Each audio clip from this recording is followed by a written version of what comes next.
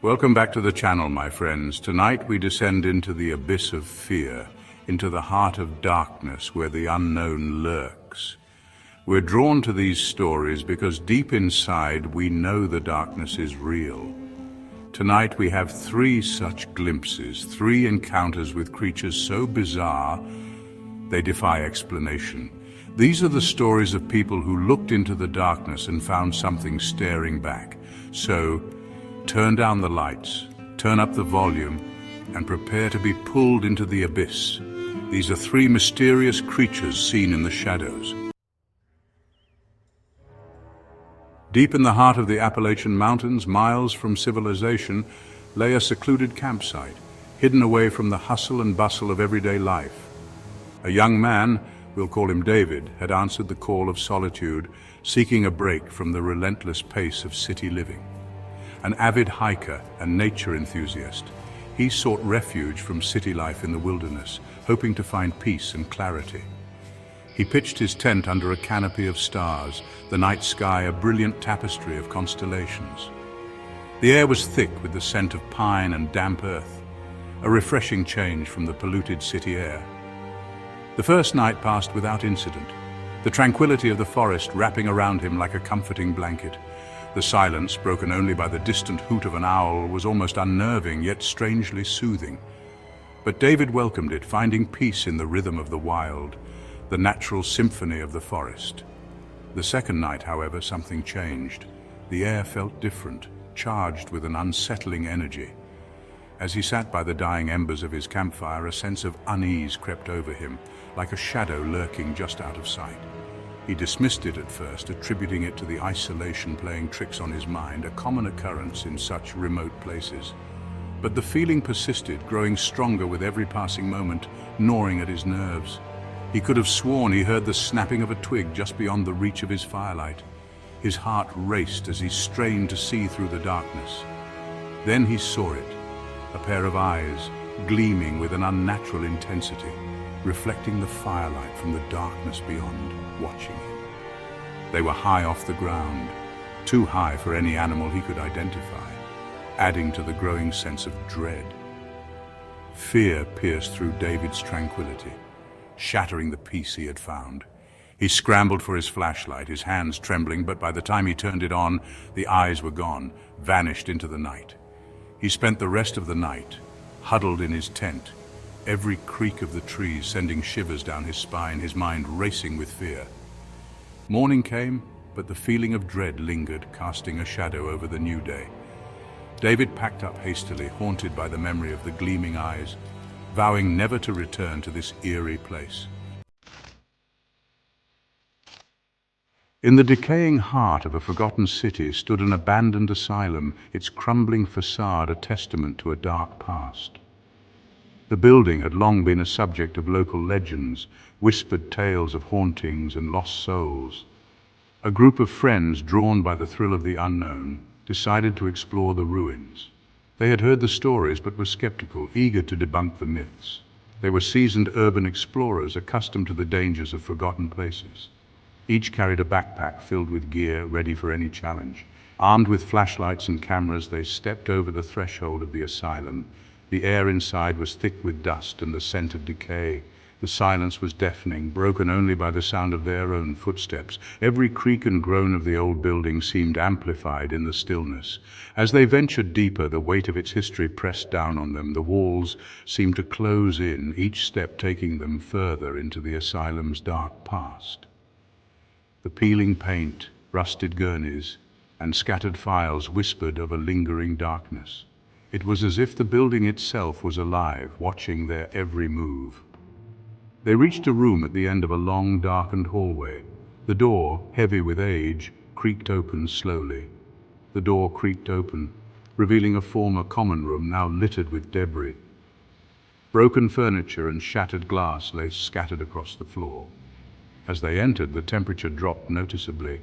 A chill ran down their spines, as if the room itself was warning them to leave.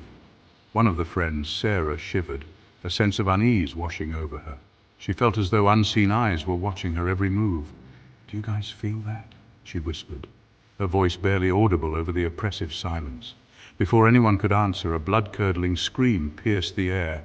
It echoed through the halls, sending a wave of terror through the group. Sarah whirled around, her flashlight beam dancing wildly, but there was nothing there. The scream seemed to come from everywhere and nowhere at once. "What was that?" another member of the group, Mark, exclaimed. His voice was tinged with fear. "I don't know," Sarah replied, her voice trembling. She clutched her flashlight tighter, her knuckles white. They cautiously approached the source of the scream. Each step was hesitant, their hearts pounding in their chests. As they rounded a corner, their flashlights illuminated a figure standing in the hallway. It was a sight that would be etched into their memories forever. It was tall and gaunt, its eyes glowing with an eerie yellow light. The figure seemed to absorb the light, casting an unnatural shadow. The group froze, their blood turning to ice. They could feel the malevolent presence emanating from the figure. The figure stood motionless, then vanished as quickly as it appeared. It left behind an eerie silence, more terrifying than the scream. Panic surged through the group. They scrambled back down the hallway, desperate to escape. Their breaths came in ragged gasps as they ran. They burst out of the asylum, gasping for breath, forever haunted by the memory of the glowing eyes. The experience had shaken them to their core, a reminder of the unknown lurking in forgotten places. In the heart of suburbia, where manicured lawns met picket fences, something sinister began to stir. The tranquility of the neighborhood was about to be shattered by an unknown presence. It started subtly, whispers at town meetings, strange occurrences dismissed as pranks. The community was unaware of the dark shadow looming over them. It began with missing pets, beloved family dogs and cats vanishing overnight. The loss of these pets left families heartbroken and confused. Then came the stories of strange noises at night, a scratching at windows, the feeling of being watched. The sense of unease grew with each passing day. One family, the Millers, found themselves at the epicenter of this unease. Their once peaceful home became a place of fear and anxiety. Their teenage daughter, Emily, was the first to report seeing it. Her account was met with skepticism, but her fear was palpable. She described it as a tall, shadowy figure, its eyes 2 points of malevolent red. The image haunted her dreams and waking moments.